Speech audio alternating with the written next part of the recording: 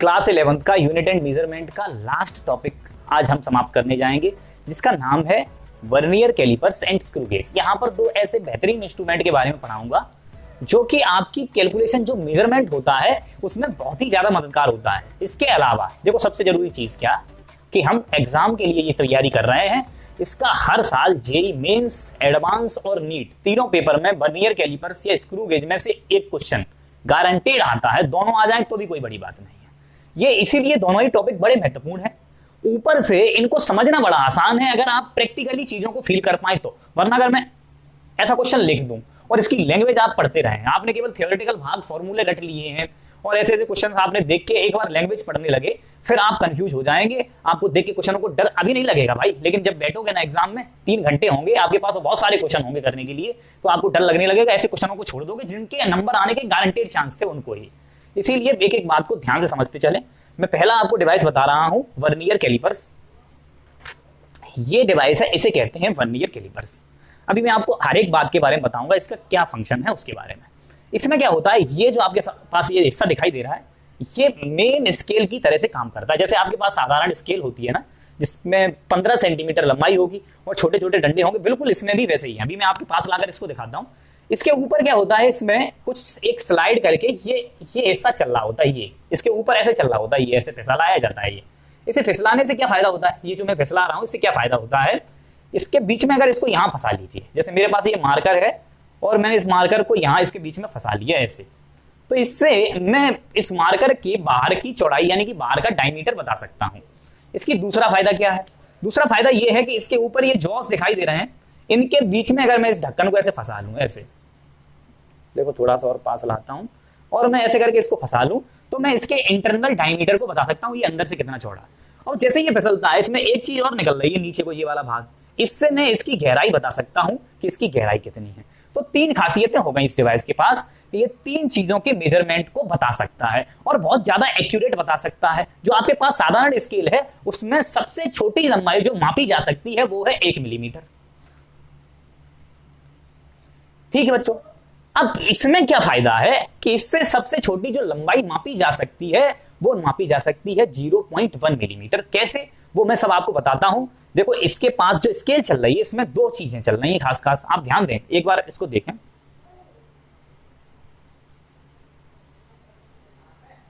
इसमें 2 हिस्से थे, एक था मेन स्केल और उसके ऊपर एक ये जो फिसल रहा है इसे कहते हैं वर्नियर स्केल।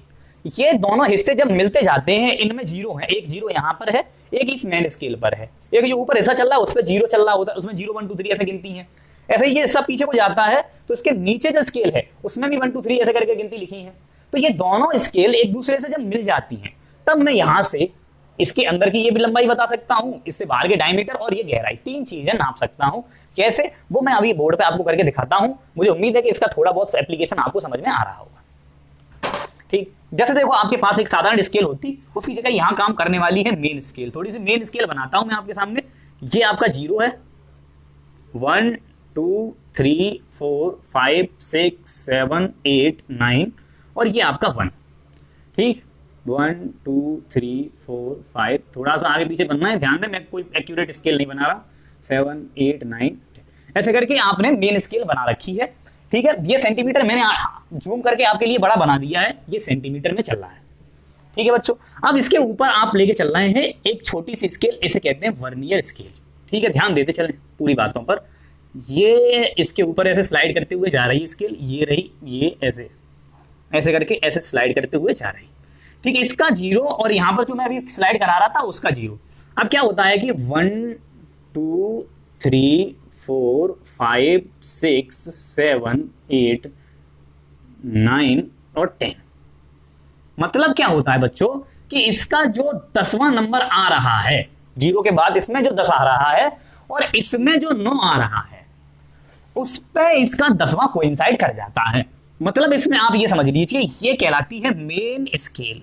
मेन स्केल में ये चल रहा है 1 मिलीमीटर, 2 मिलीमीटर, 3 मिलीमीटर, 4 मिलीमीटर, ऐसे करके यहाँ 1 सेंटीमीटर, लेकिन ये कुछ और ही चल रहा है। इसे कहते हैं हम वर्नियर स्केल। इस वाली को कहेंगे मेन स्केल। ठीक है, जिसमें लंबाइयां मीटर में और मिलीमीटर में चल रही हैं। ये वर्नियर स्केल उसका एक ऐसा सेटलमेंट, ऐसा जुगाड़ बनाया गया है जिसमें आपके 9 मिलीमीटर में 10 खाने समा जाएं। समझना, मतलब इसके 10 खाने इसके 9 मिलीमीटर के बराबर हो जाएं, यानी कि आपकी जो 9 मिलीमीटर लंबाई है वो बराबर है 10 वर्नियर स्केल डिवीजन के बराबर। खाने का मतलब डिवीजन, यानी कि ये जो 10 हिस्से हैं ना, ये 1 2 3 4 5 यहां तक के 10, ये 10 हिस्से इसके 9 में समा दिए हैं। क्या किया है, यानी कि थोड़ा थोड़ा थोड़ा थोड़ा हर एक में थोड़ा थोड़ा घटाते गए बराबर बराबर घटाया है, और एक ऐसा सेटलमेंट बना दिया है कि इसके 9 में इनके 10 को समा दिया गया है।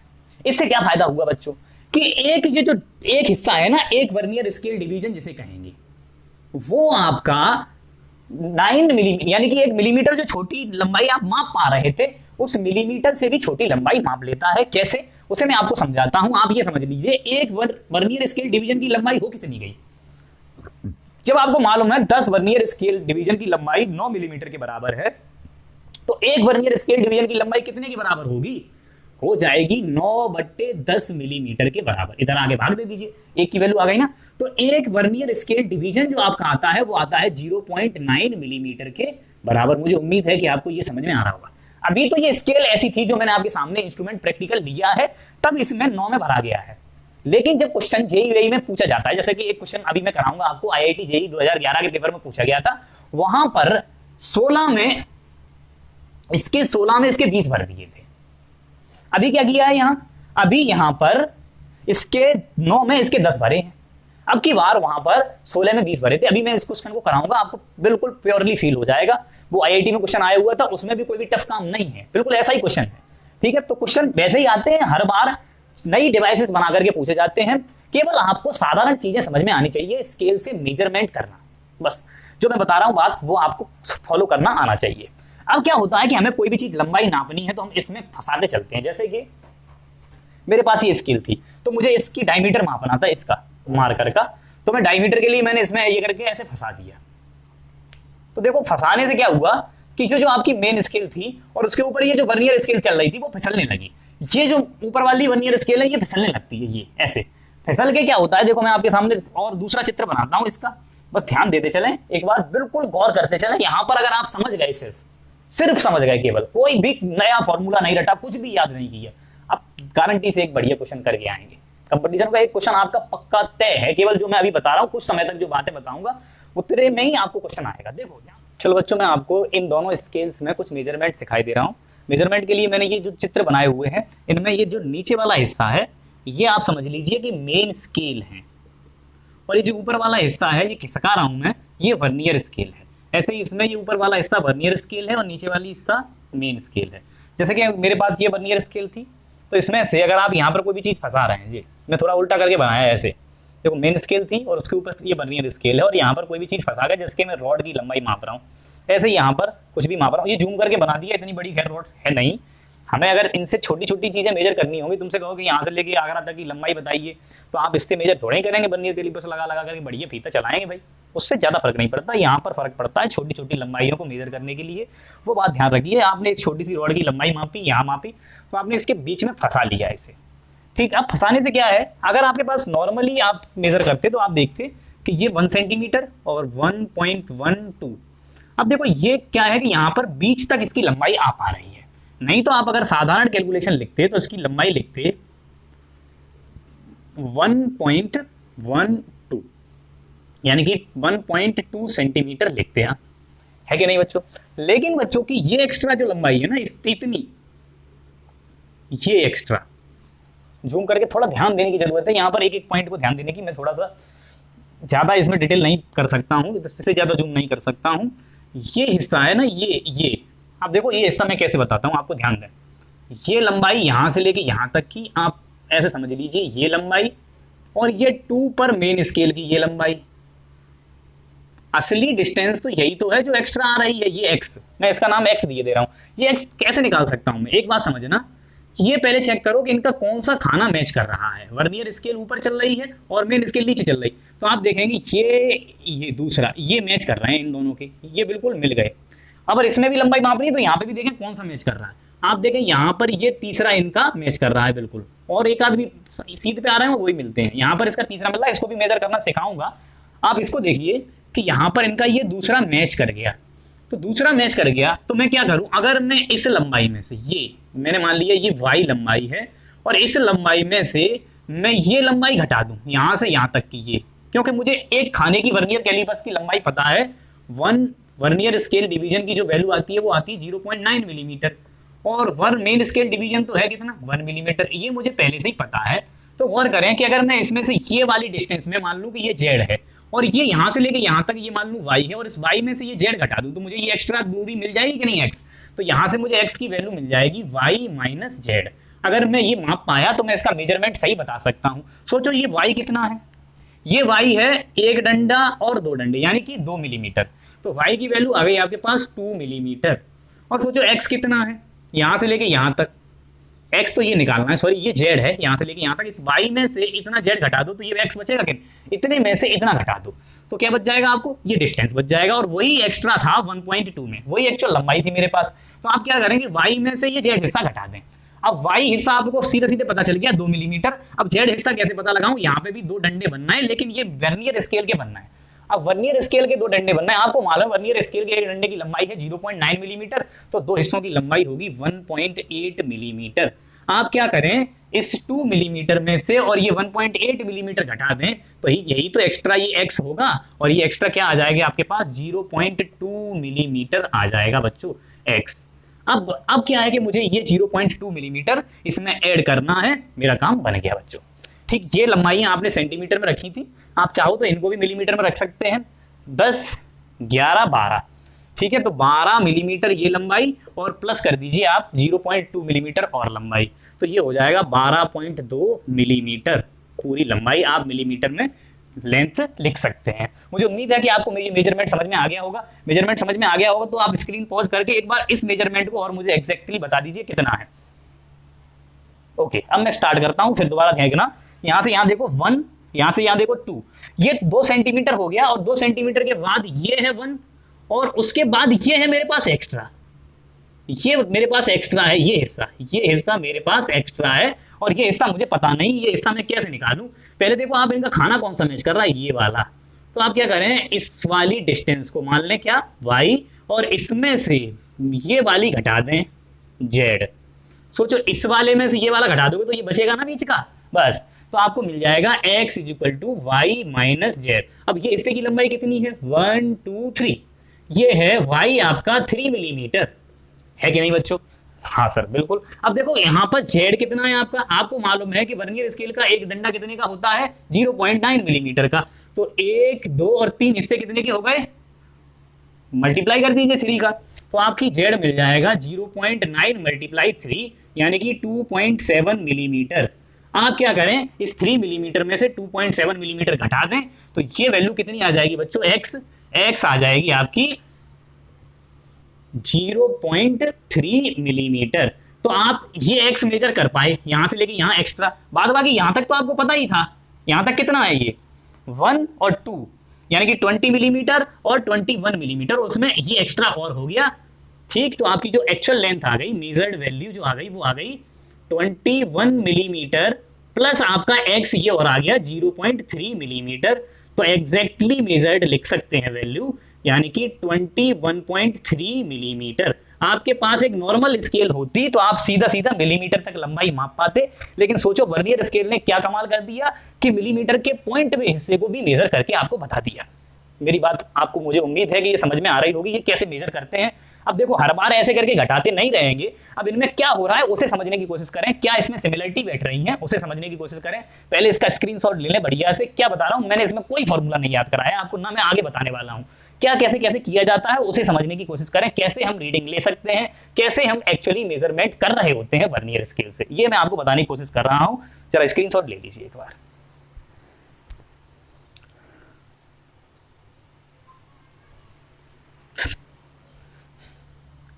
मेजरमेंट के लिए कुछ चीजें और आपको बताता हूं, जैसे यहां ध्यान दें कि हम अगर सबसे छोटी वैल्यू कोई मेजर कर पाए तो वो उतनी कर पाएंगे जस्ट इसका पहला वाला खाना यहां मैच हो जाए। देखो पहले ही वाला, ये क्या है आपके पास वर्नियर स्केल है, ये आपके पास मेन स्केल है, और इसका जस्ट पहला वाला अगर मैच हो गया तो आप गौर करें पहले वाले मैच होने पर अगर आप इस लंबाई में से ये लंबाई घटा दें, इस वाले वन में से ये वाला वन घटा दें, तो आपको यहाँ पर बीच में फंसा हुआ, मान लो मैंने कुछ भी फंसा रखा है, एक बॉल फंसा रखी है, क्या मैं उसका एक्सटर्नल डायमीटर माप सकता हूँ? ध्यान देना, यहाँ पर बहुत छोटी बारीक बारीक बात बता रहा हूँ मैं, कि यहाँ पर कोई भी चीज आपने छोटी सी फंसा रखी है। अब ये वाला पहला खाना है वर्नियर स्केल का, ये पहला खाना है मेन स्केल का। तो पहले मेन स्केल में से पहला वर्नियर स्केल में घटा दूं, यहां से लेके यहां तक में से यहां से लेके यहां तक घटा दूं, तो मुझे ये वैल्यू मिल जाएगी कि नहीं मिल जाएगी? मुझे ये वैल्यू चाहिए, ये डायमीटर। तो मैं क्या करूं, इस वाली वैल्यू में से ये वैल्यू जो आ रही है 1 मिलीमीटर, इसमें से क्या घटा दूं मैं, ये 1 वर्नियर स्केल घटा दूं। तो अगर मैंने 1 वर्नियर स्केल घटा दी तो मुझे इतनी वैल्यू मिल जाएगी बच्चों। ठीक है, तो फिर मैं लिखूंगा ये जो डिस्टेंस आएगी 1 main scale minus 1 vernier scale. क्या इससे भी छोटी कोई मेजरमेंट में कर पाऊंगा? अगर मान लो इससे भी पतला कर दिया तो फिर कभी मैच हो ही नहीं पाएगा, बहुत छोटा हो जाएगा, फिर उससे ज्यादा मैच नहीं हो सकता। तो ठीक है, पहला ही मैच हो जाए तब मैं ये मेजर कर पाऊंगा सबसे छोटी वैल्यू। इससे छोटा इसमें कुछ भी मेजर करने लायक नहीं रहता। अगर आप ये सोचें सबसे छोटा मेजर करना, तो 1 मेल स्केल मतलब 1 मिलीमीटर और 1 वर्नियर स्केल मतलब 0.9 मिलीमीटर। तो आप गौर करें, क्या आप सबसे छोटी डिस्टेंस इससे 0.1 मिलीमीटर मेजर कर पाए? नॉर्मल स्केल से आप मेजर कर पाते हैं 1 मिलीमीटर, अब वर्नियर स्केल से जो सबसे छोटी डिस्टेंस आप मेजर कर पाते हैं वो कर पाते हैं 0.1 मिलीमीटर। ऐसा इसीलिए हो रहा है क्योंकि हर एक डिब्बा जो बीच वाला जो हिस्सा फंसता है ना, तो आप देखें उससे 1 मिलीमीटर का अंतर आ जाता है। तो जो सबसे छोटा आपने मेजर किया है 0.1 मिलीमीटर, यही कहलाता है least count of vernier scale. किसी भी स्केल का आपको लीस्ट काउंट पता लगाना, यहां पर तो वर्नियर ली है, आप क्या करें उसका एक मेन स्केल में से एक वर्नियर स्केल घटा दें। अब कोई भी वर्नियर स्केल की लंबाइयां अलग हो सकती है, मैंने पहले ही बताया था, आपने 9 में 10 को सेट किया, हो सकता है आप 8 में ही सेट कर दें 10 को, तो और वर्नियर स्केल और छोटी आ सकती है। ऐसा आप डिफरेंट टाइप से कर सकते हैं, लेकिन जो आपकी लीस्ट काउंट की वैल्यू क्या आ जाएगी वो आप लिख सकते हैं। ये डिस्टेंस को भी आप फॉर्मूले के तौर पर लिख सकते हैं, least count is equal to 1 main scale minus 1 vernier scale. यानी कि कोई भी जो वर्नियर स्केल है वो एग्जैक्टली दोनों का डिफरेंस मेजर करती है सबसे कम। यही सबसे कम डिस्टेंस खिसकता है। आप जरा गौर करें कि आप यहां देखेंगे कि आपने यहां पर खिसकाया था इसको थोड़ा सा, वरना तो आप यहीं तक मेजर कर पाते 2.1 तक, लेकिन थोड़ा सा और खिसक गया था। और खिसक के कौन सा वाला मैच हुआ था? पहला, दूसरा और तीसरा। तो सोचो एक मैच होने में 0.1 का अंतर आ रहा है, एक मैच होने में आ रहा है 0.1 का अंतर, तो 3 होने में कितने का आ रहा होगा? 0.1 0.1 0.1 0.1 और 0.1, क्या 0.3 का आ गया? तो वही तो मैंने कहा था कि x का अंतर कितना आ रहा है 0.3। पिछले वाले में भी मैंने अंतर ही निकाला था। तो आपको क्या करना है, कोई भी रीडिंग जब लिखनी है तो रीडिंग के लिए ऐसे ही फॉर्मूला बन जाता है। क्या? रीडिंग लिखते समय आप मेन स्केल की रीडिंग लिख दें और उसमें लीस्ट काउंट जोड़ दें। मेरी बात समझ में आई कि नहीं आई? लीस्ट काउंट जोड़ दें और लीस्ट काउंट कितने में आया है वो ध्यान में रखें। लीस्ट काउंट कितना है इसका? 0.1। लेकिन बच्चों लीस्ट काउंट कौन से वाले पर मैच हुआ है? First, second, third. तो आप इसमें लिख दें n का मल्टीप्लाई करके, लीस्ट काउंट में n का मल्टीप्लाई कर दें। n का मतलब है number of vernier scale division matched with main scale division. मतलब कौन से नंबर का वर्नियर स्केल वाला खाना मेन स्केल के खाने से मैच हुआ है उसको आप लिख दें और आप तुरंत रीडिंग लिख सकते हैं। सोचो अगर और कोई मैं ऐसी स्केल बनाता, एक मिटा करके बड़ी जल्दी बनाता हूं और आप तुरंत सेकंडों में इसकी रीडिंग लिख पाएंगे। जरा ध्यान देते चलें।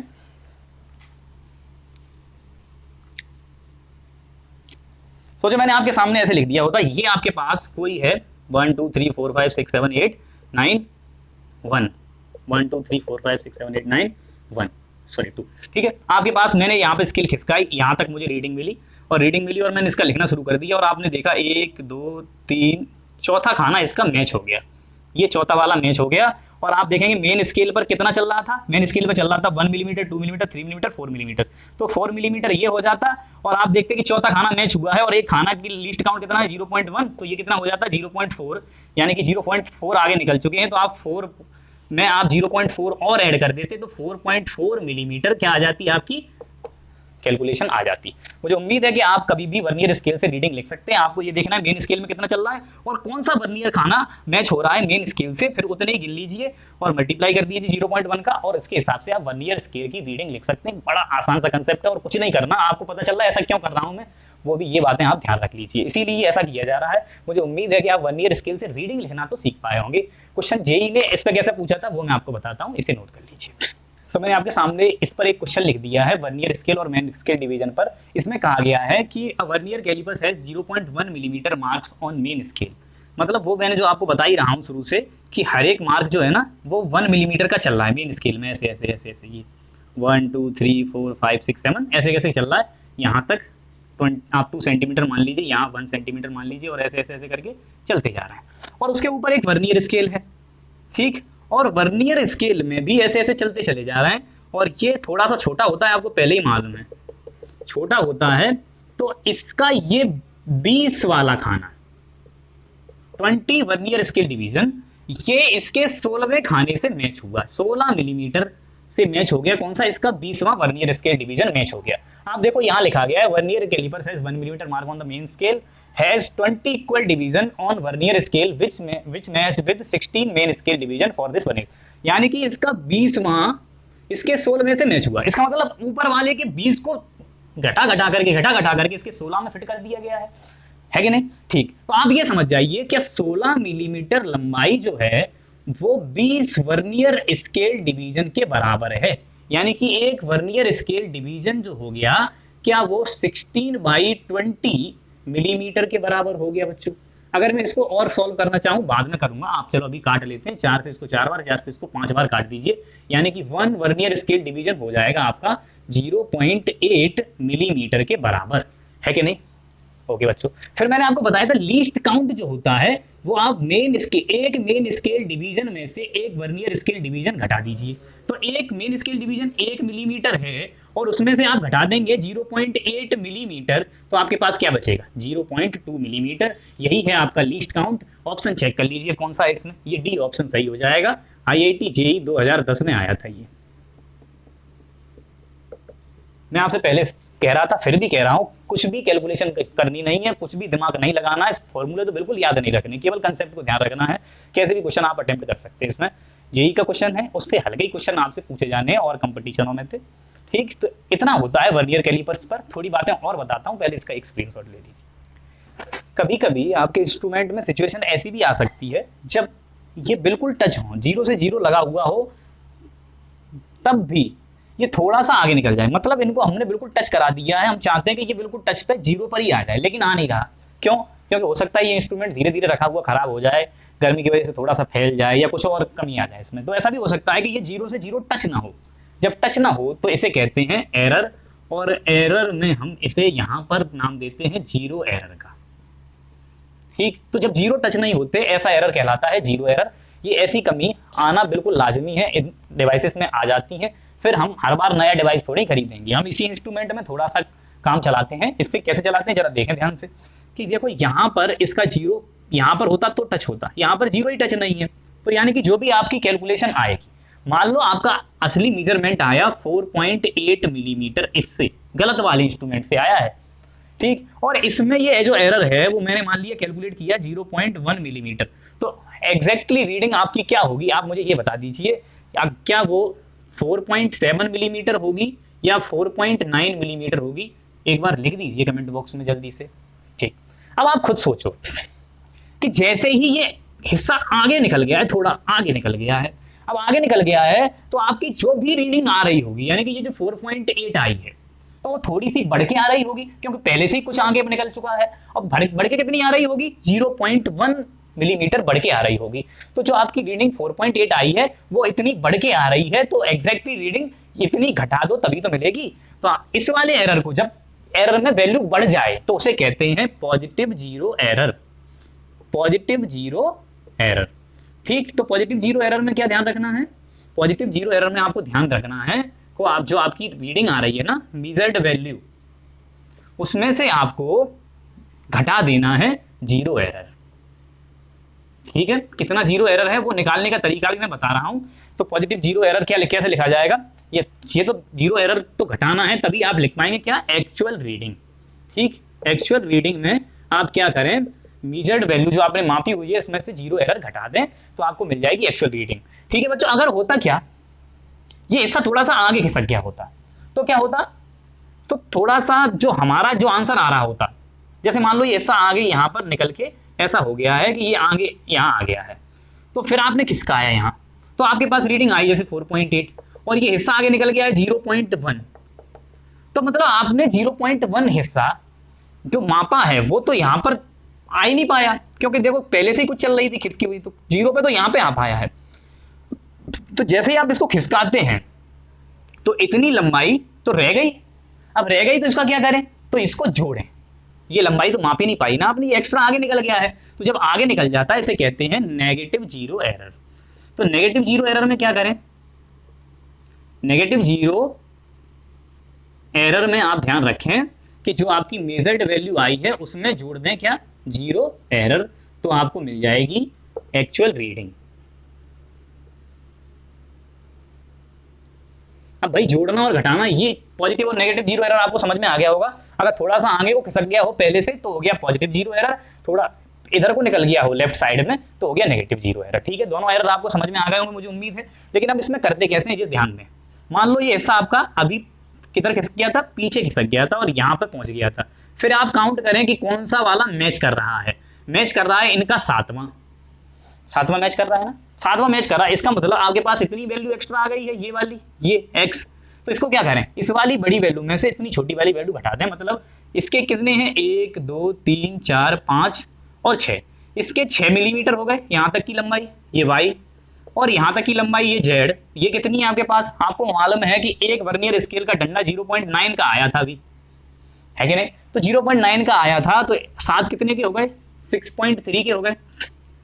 ठीक है, यहाँ से लेके यहाँ तक का आप ये देख लें कौन सा वाला मैच किया। इसका पहला, दूसरा, तीसरा, चौथा, पांचवा, छठवां और सातवां, इसके कौन से मैच कर रहा है, 1 2 3 4 5 6। तो आप ये देख लेंगे कि इसके 6 मिलीमीटर में से आप इसके 7 सब्ट्रैक्ट कर देंगे तो ये हो जाएगा 6.3 और ये हो जाएगा 6 मिलीमीटर। तो आप ये देख लेंगे कि 6 मिलीमीटर में से जैसे ही आप 6.3 सब्ट्रैक्ट करेंगे तो माइनस के 0.3 मिलीमीटर बचेगा। वो यही बता रहा है कि आप इतना एक्स्ट्रा निकल आए हैं, यानी कि ये नेगेटिव जीरो एरर की निशानी है। ऐसे ही आगे निकल जाए तो फिर दूसरे तरीके से सब्ट्रैक्ट करें तो आपको मिल जाएगा पॉजिटिव जीरो एरर। मुझे उम्मीद है कि आपको आगे और पीछे से पॉजिटिव और नेगेटिव जीरो एरर समझ में आ रहे होंगे। इसमें वर्नियर स्केल में इन्हीं में से घुमा फिरा करके क्वेश्चन बनाते रहते हैं और कुछ भी नहीं है। अगला डिवाइस बड़ा महत्वपूर्ण है एक और, जिसका नाम है स्क्रू गेज। मुझे उम्मीद है पहले यहाँ तक कि आपकी बातें समझ में आ गई होंगी। इसका स्क्रीनशॉट ले लीजिए। अगला डिवाइस मैं एक छोटी सी वीडियो में और बनाऊंगा, मैंने इसको बहुत ज़्यादा कंप्रेस कर दिया है।